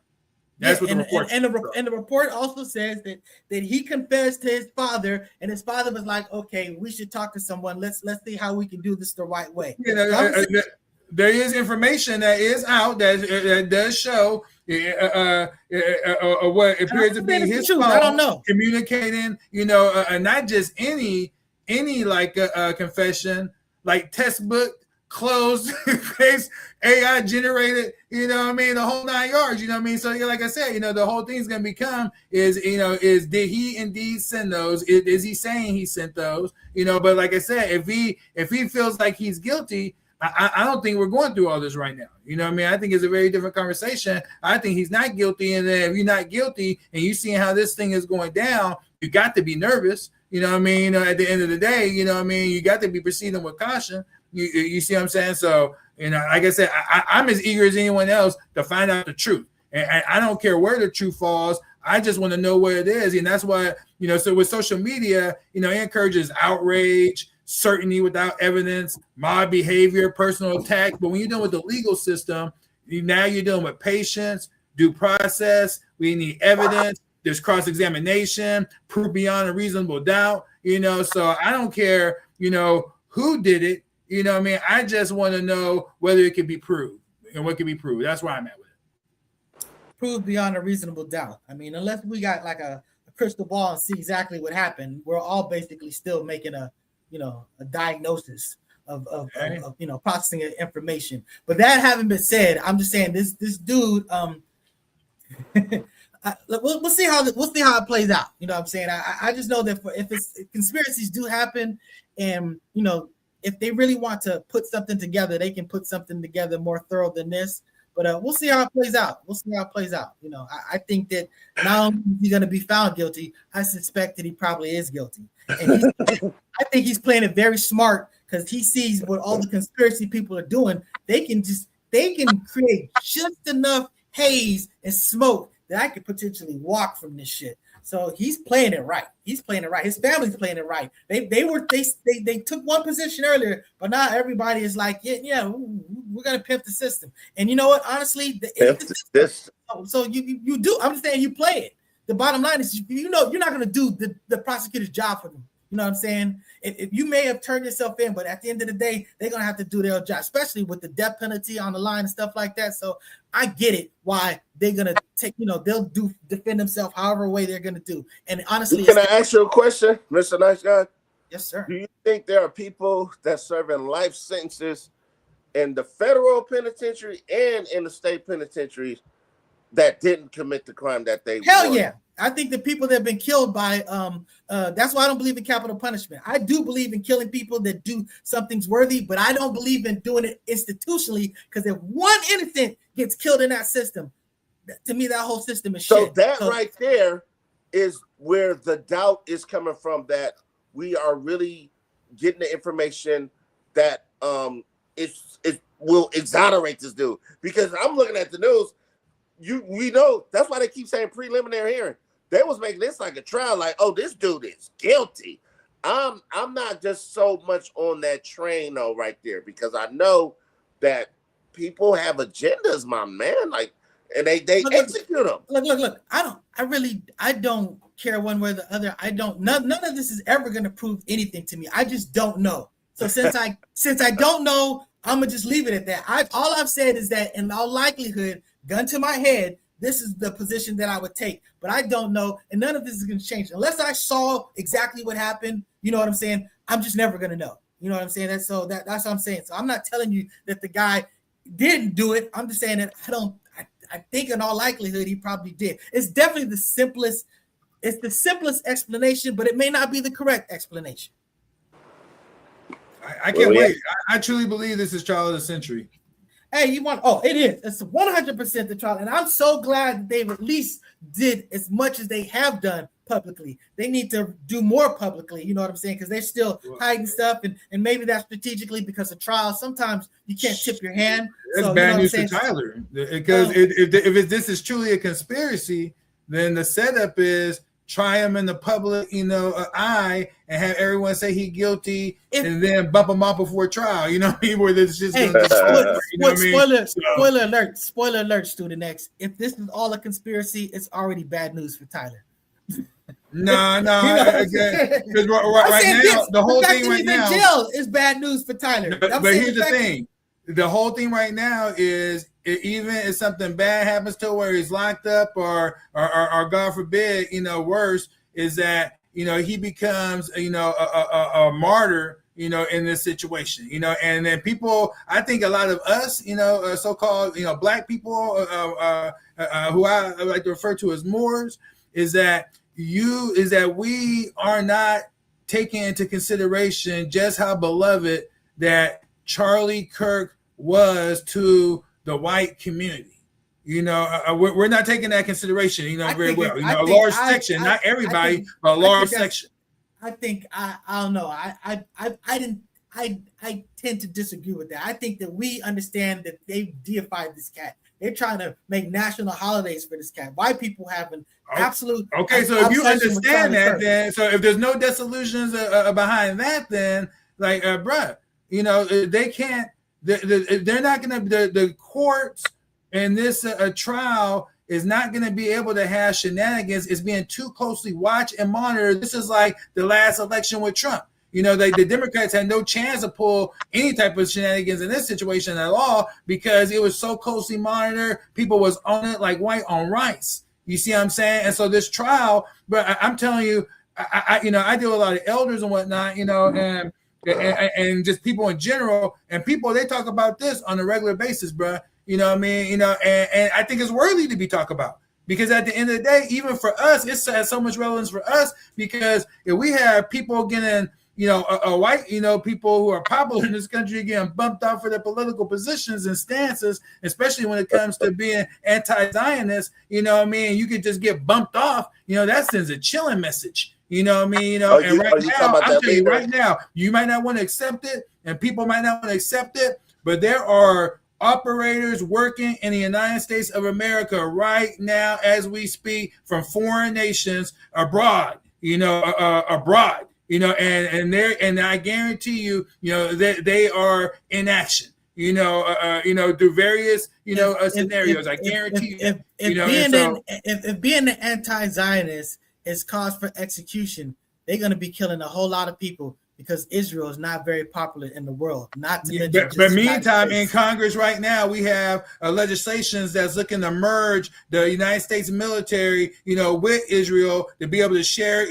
directly share intel, have them merge into our military apparatus. And you have a lot of backlash, coming from that right now, and people who are highly, upset that this is the reality, that is taking place. And so, like I said, bro, I don't believe. Because I talk with, obviously, I'm in the community, so I talk to a lot of, the people, and we're not taking a few things into consideration. I don't think we still truly understand the impact of who Charlie Kirk is to a lot of these white people, and then at the same token, we don't understand the awakening that's taking place with how the Zionist influence are negatively impacting America.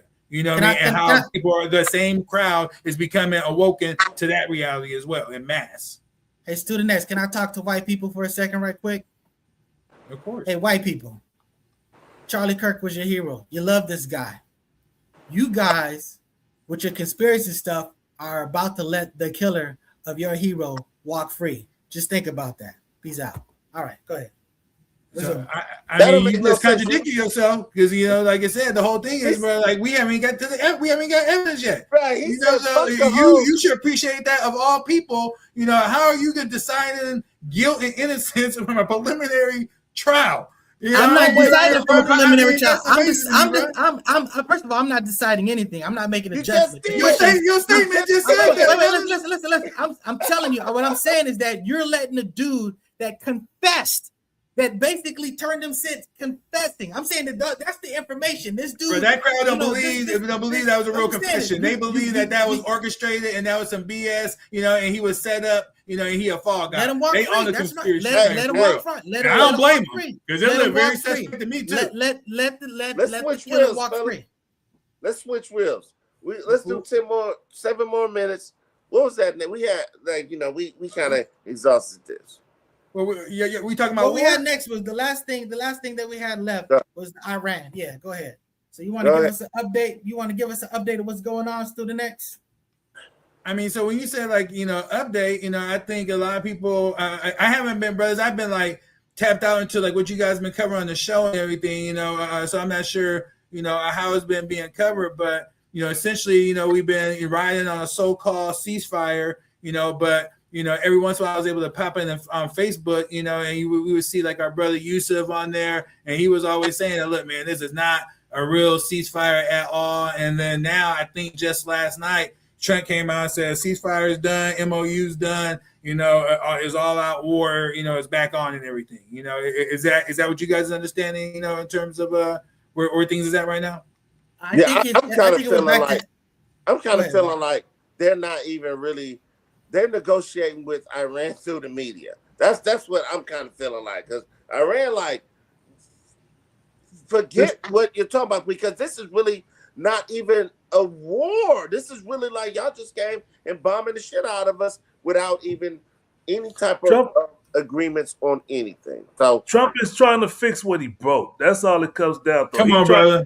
Yeah. And ain't shit gonna get fixed. The IRGC has determined that they're gonna run the Strait of Hormuz and defend it at all costs. And Trump don't know no way around it. How many troops he thinking about moving in? It's gonna be a bloodbath if it happens. So that's likely not gonna happen, because the American people gonna be like, oh hell no. So I mean, it's just he's just dragging it out because he don't know what to do, and it's over. The war is over already. They got control of the Hormuz. They regulate who comes and goes and who can sell what, and they regulate. And they say no Israeli ships gonna come in here, no American ships coming in here, and none has come in since. They try to squeeze through Oman side, and they bomb them ships, and then they try to say, oh, they're breaking the ceasefire when they already signed the MOU saying that the Iran controls the Strait of Hormuz or regulate what's going on. So it's a done deal. And so, Trump is just running around, don't know what he's doing, and they lying. The government is lying. What about the nuclear material? That's about to be withdrawn too. They're about to withdraw from what's the name? The proliferation treaty. They considering removing themselves from that now. They like, fuck all this shit. Fuck all of y'all. That's what I'm saying. This is an illegal war, but I think Trump should just be like, all right, we won. All right, let's get the fuck up out of here. I'm sorry, guys. Sorry. That would be his best move. He can't. He can do that, but everyone that is so far removed from reality that it'd be too much. Like Brother Floyd said, is the fact that Iran controls the strait, and so that means that Trump then fucked shit up. Is worse than now than when he started. And that's what he's coping with, because now he's coming to these these midterms, and so he can't really say, that it is over, because they still trying to, win some seats in the whole 9 yards, but it appears that the U.S. is de-escalating, even though we see some bombs flying and some things of that nature, is not really, hitting, any really significant type of infrastructure at all, right. And there's already places that already been previously hit, and right now, we're still seeing orders for military aircraft to be withdrawn, and so there's no indicators of a prolonged war, a major air campaign, or otherwise it'll be the infrastructure will be expanding, not being being pulled out. You see what I'm saying? And so with Iran, they have such a major strategic advantage because they're not trying to defeat America military. Their goal is just to drive the U.S. out of the Persian Gulf. And so they're using every escalation that Trump does to further impact, like the Fifth Fleet, is gone. But they spent billions doing that, bro. That whole thing has been erased. It's not a war. You know what I'm saying? And so when you watch the news, you hear locally, it's real one side. They'll tell you what was done, but they don't tell you what the response was. And so Iran is targeting regional bases. They're raising the cost of this war. They're controlling shipping. They're deterring further attacks. Look, man, Iran, bro. Look, man, I gotta say, man, from a military standpoint, man, they were cold-blooded, man. This was like, this is gonna be studied, for a long time. And right now, other nations are adopting these strategies as we speak. The fall of America is imminent based on now these drones coming into play and how, people are seeing the strategy behind Iran. And then the fact that, Iran, China, and Russia and North Korea have never been closer. It's just that, man, things are gonna get a lot tougher on us, especially with this American mindset, continue to meddle in people's affairs, join with, the Israelis, and their genocidal tendencies and whatnot. America's taking a real big blow, and a lot of people don't need her anymore. So that's why they're not really concerned, with the situation. They know that they need to deter America from attacking them, in the future, unconditionally. So on behalf of Trump, I'm declaring we won. Let's get up out of here and fuck all that. And just act like it never happened. Just be, you know how you do some old foul shit and then you just try to mend shit and be like, just Just pretend it didn't happen and let time heal the fucking wound. Because this shit is a quagmire that there is no way, no resolution for it. Just get up out of there and let the shit go, and whatever happens, that's gonna happen. Then be like, yo, can we use her more straight too? Like, can we use our shit? Like, you know what I'm saying? Yeah, it's about to get hectic over here. I mean, the prices are still going to go up because they say, like, even if they open it back up, it's going to take time to build back up to the necessary. Y'all are quick with these comments, bro. Come on, my nigga. Shipping Nigga going. ain't with that fast, bro. What's the comments say? Jesus Christ. This for the people. Focus up is for the people. Historically, every revolution is fell. America's time is almost up. I literally read it in the time that I posted it, and then I took it off. So when I say fall, I'm not saying that burst up in flames, although that is a possibility. You know, when I'm saying fall, you know, from the position that the country once was. It's like Britain or Europe. It's like the Britain was a great empire at one time, and now they just barely exist, and they're there. They're not gone. They're little hoes. They're little hoes. Their government, they don't have the freedom of speech over there, bro. You talking about these Zionists over there, bro? You get locked up. Locked up. You know what I'm saying? You know, fallen empire. So if anybody is I mean, I think people are envious of our freedoms here, you know what I mean? And it's not just, you know, so-called citizens from other places, it's other governments, tyrants, wicked rulers, you know, they are the ones who are jealous of the freedoms that we have here. And those that are in power here, you know, that just sees us as subjects, you know, they don't feel like, you know, we should have, the people should have the type of influence that we have. You know, because we're curtailing their activities, slowing them down, you know, and so I just believe that, you know, that there's just more difficult times ahead. The headwinds are severe, they're significant, and I just encourage us to stay informed, train, you know, keep in shape, you know what I mean, find other, you know, groups of men that's serious about defending, you know, their communities, their family and friends that's in close proximity, you know, to you, you know, and then, you know, man, you know, spend your resources wisely right now.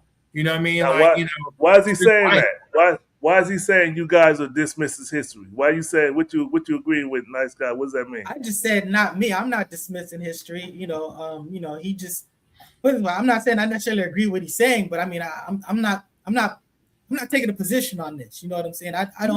I'm not into predicting what's going to happen to. You're gonna have to explain yourself, big cuz. What do you mean? I mean, he's saying it right. I mean, the thing is that no empire has ever lasted internally. You know what I mean? And so, and the same is true here. And then there are so many headwinds here in America. I mean, just look at the debt. Bro, the debt is ridiculous. And right now, you know, at least 1/5 of the oil that dollars used to be spent on, you know, to acquire is now falling off the market. And then when it comes back on the market, then that money is going to go towards other currency being morally dominated by the yen, the Chinese, you know, currency, you know, at the end of the day. You see what I'm saying? You know, and so that is going to absolutely impact, you know, the situation here. The credit rating has already been lower here in America. Right now, you know, politicians have allowed, you know, all sorts of others from all across the globe to be here, you know, and we had a border that was left completely porous for 4 years, where all sorts of elements, you know, were coming inside the country. You know, 4 years. You talking about the Biden presidency? Absolutely. You and know so you feel like Trump closed the border and put all the holes. I mean, I wouldn't say all the holes, but he definitely, you know, stunted, you know, that reality. You know what I'm saying? You know, for sure. There's no doubt about that. You know what I mean? You know, so yeah, bro. You know, the thing is, after making sure it didn't close earlier. Say again. After making sure it didn't close earlier, so it wouldn't hurt his election chances. Yeah, I got you. Yeah, he definitely, you know, came real slimy politician this time around for sure. We right now. I think we all are banking on this midterm. Who don't want to see Trump continue this run that he's on, guys, buy a gun and be prepared to protect your home. Okay. Hey, I'm gonna tell you like this. I don't care about getting rid of Trump. If Trump just get right I don't care. He needs to have less power. He can't have the Senate co-signing everything he does, and he just throws shit out there. Oh yeah, we need to Save American Act, and they go in there and try to pass that bullshit ass bill to make it harder for people to vote. Come on now, he needs less power, and hopefully this happens in the midterm. He has less power. Ain't gonna happen. He already there. He's already there. He already relishing in his power. He bombed the shit out of Iran for no fucking reason. And like, come on, man. No one can stop him. No one can stop him, bro. That's just what it is. I don't believe that at all. So he's coming into this midterm limping. The election's gonna stop him in 2 years from now, for sure. Oh, in 2 years? Oh, shit. What about now? Innocent people killing him there. Come on, man. Well, if he's not yet. When he's gone. Yeah, but with all the death and killing, Iran in the end is going to be like, thank you, Donald Trump, for expediting us into the position of a regional power. And next we're going to be a world, the fourth superpower. Thank you, Donald Trump, with your dumbass move with them dumbass no doubt about government. It, bro.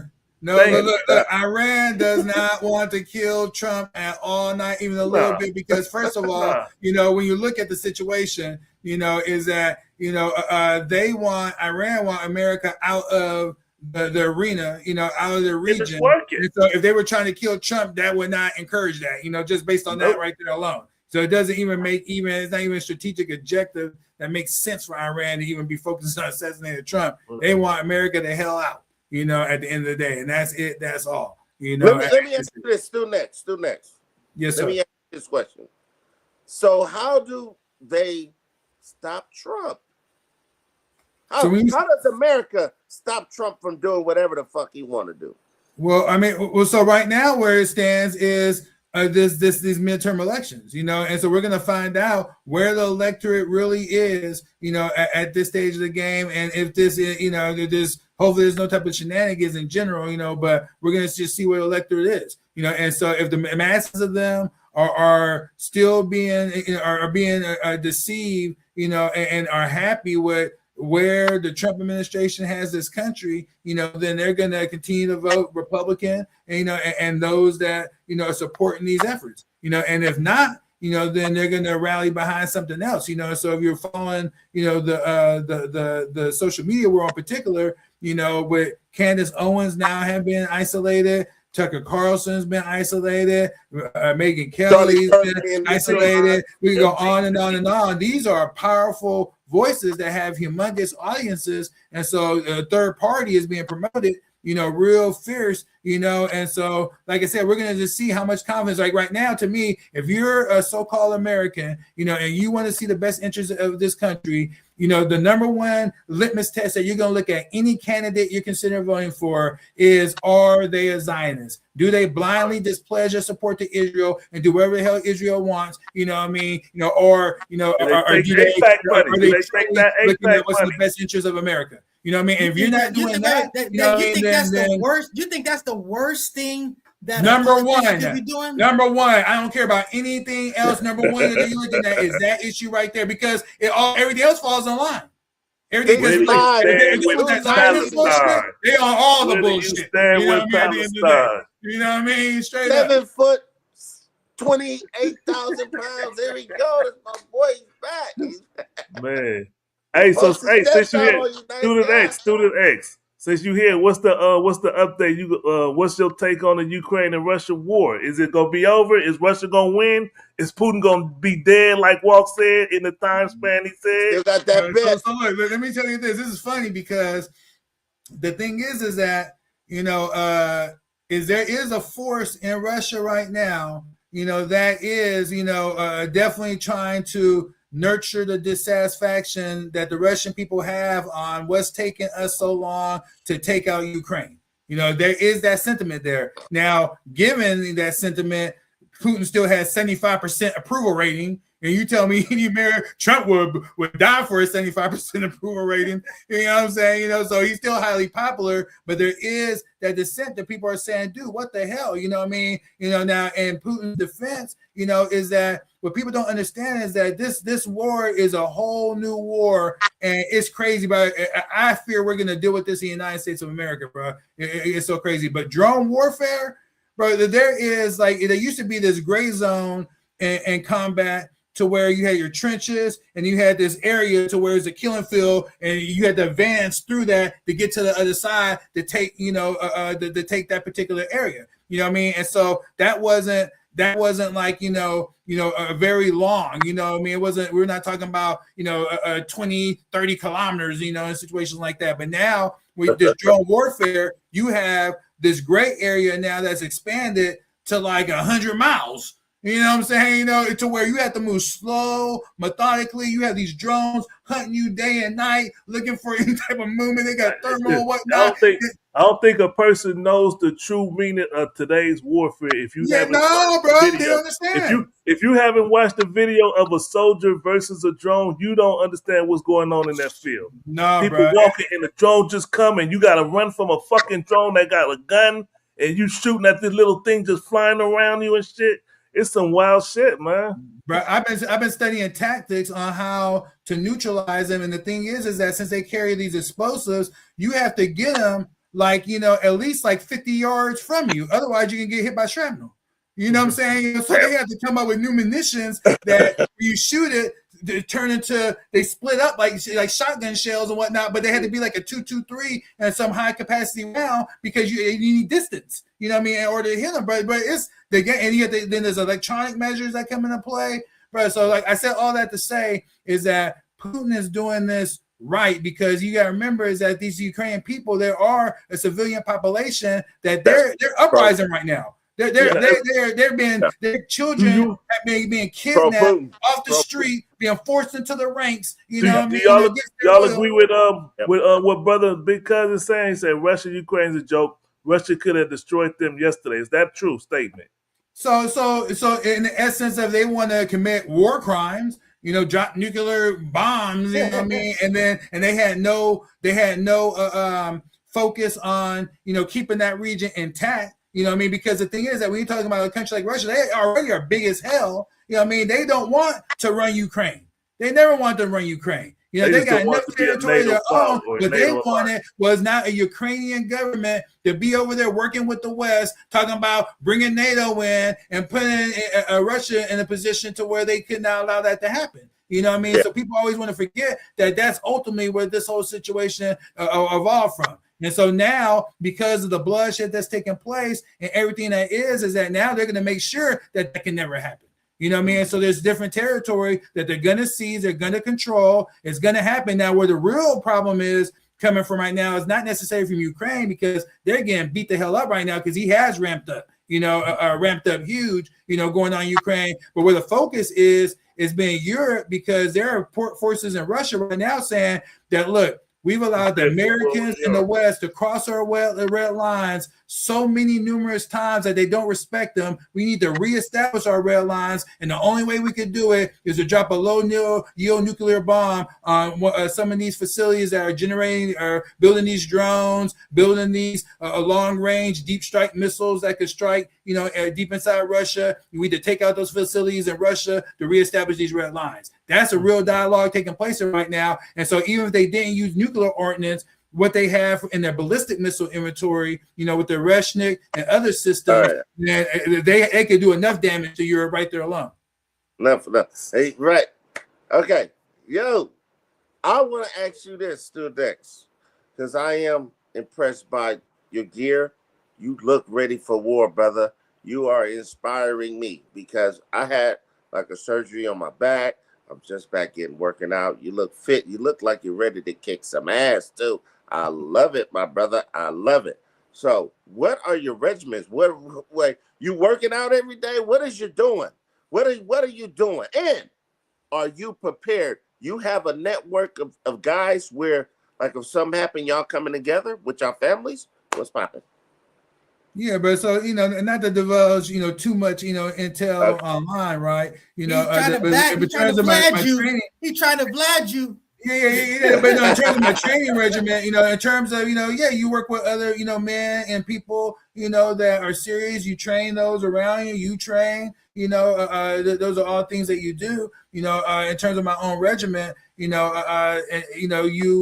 you see, I have some equipment here in this part of the dojo. I have an outside area too. So my big thing is, with our people is that endurance is sometimes what we lack. We were strong, built like a damn tank. You know what I'm saying? But we can only do that in bursts. Deal with situations. So when you I got 2 minutes for a nigga. 2 minutes. You see what I'm saying? So when you're dealing with these with serious people, and I'm talking about, bro, I'm telling you, some of these people are here, have seen combat. We got Ukrainians here right now that have seen combat, right, and they're living right here. You know what I mean? People from Afghanistan and whatnot that were working, for U.S. forces and whatnot, different capacities, seen combat. You know what I mean? We're the only ones that ain't seen combat. You know what I mean? Not trained for combat. And what's crazy is that when you go in the playground in my community, it's so diverse that you got everybody. Where I see it the most, you know what I mean, is when you see the children. Like their children, they're coming from these war-torn areas where it's rough and tough, but they way tougher and rougher than our children from the gate, bro. From the gate. You know what I'm saying? And so then, if you understand that fact, then how you think they men are? You know what I'm saying? Hey, bro, you know what I mean? So the thing is, bro, I'll have my gear on. I'll get on this elliptical, you know what I mean, for an hour at a time, going at it, you know what I'm saying? Then of course you gotta get out in the wilderness too. You hit the weights, push-ups, you know what I mean? But train in your gear, your weapons and whatnot. But before I even ever go to the range, I'm constantly just training with my gear on and maneuvering, so you just know how things operate and whatnot and everything, and practicing different, scenarios. One thing that people are study it while you can, because they do have videos online right now on YouTube, but I think they're going to remove it eventually. But learning, CQB, tactics, close quarter combat, and battle tactics and whatnot, how to maneuver in urban environments and whatnot. These is all serious things. I seen this video where this building got bombed. This was in Iran, and this dude was there smoking a cigarette. It was got bombed. Everybody's running. He like, this is regular.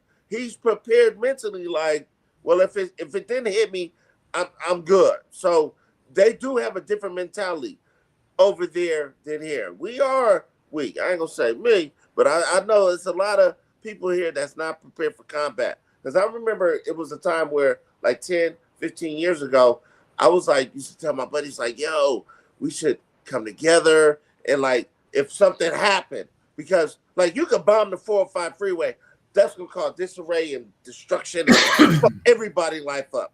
You don't have to even be a bomb. How about an earthquake? Anything. But I'm like, if it comes to where it's survival of the fit, no water, no lights, no power, you gotta have a unit where you moving like, we gotta get some shit to feed our families. We all got wives, we all got children. So that's just something like I'm thinking about, and and it looked like you prepared for that, and I respect that. That's kind of where I'm at with it. You know what I'm saying? Because my niggas, they was on some bullshit like, hit the blunt.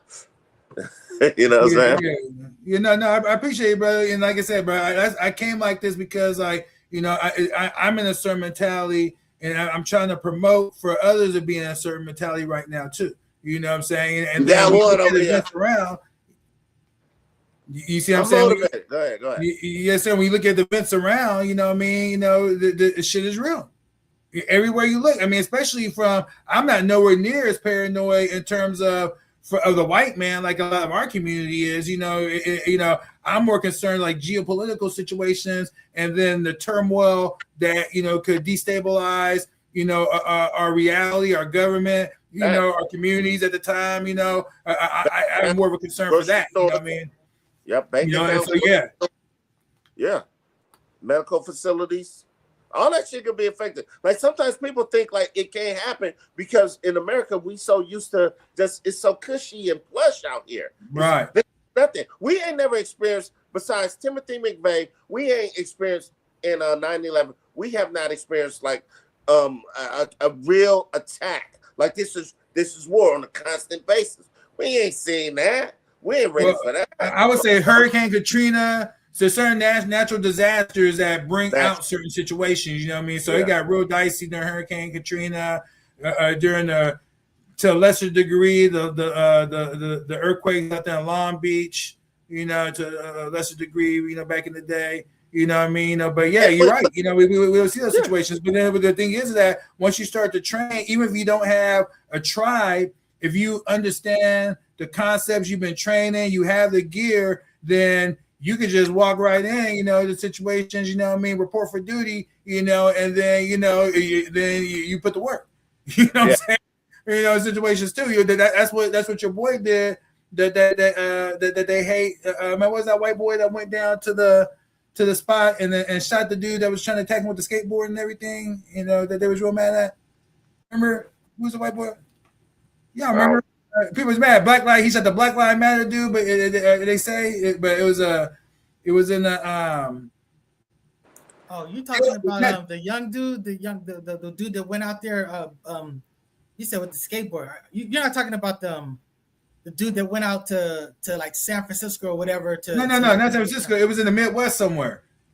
It was in Midwest. He's a white dude, and then he had a rifle, and then he started getting attacked. Rittenhouse. Yeah, Greenhouse. You're in Greenhouse. Yeah. That's it. That's it. That's what I was talking about. You said Midwest, that he didn't go to. He didn't go. That wasn't up north where that shooting occurred.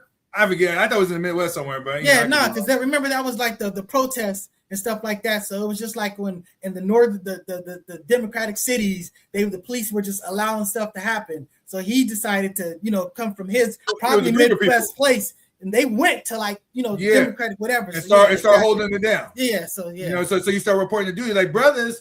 But we don't have no network like that. You talking about business. You gonna go to a whole nother city just to shoot down some other people. That's but they were there to defend property because at that time, the Black Lives Matter protests were allowed to start. You know, it was turning into like riots, burning down, you know, buildings and stuff. And people like, man, not here. And it wasn't black folks. They had professional rioters. Yeah, he killed the white people. Yeah, he killed white people. Yeah. It was all white people. All white people. So that having said. You know, nice to have you back, Student X. Nice for Brother Walk to have a nice conversation with you and get all this information out. But again, we appreciate you. Like, share, subscribe. I'm gonna get ready. Afro at? And wait, listen. I'm gonna get ready, and all my neighbors who ain't with it, we gonna pillage your house when it's time. We pillaging houses. That's what I'm doing. Hopefully not. Afro Agnostic Time City. He's gonna be coming back. He's been traveling and stuff like that, so he couldn't make this particular show. So trust me, he'll if you're back next week, he'll see you next week. You know.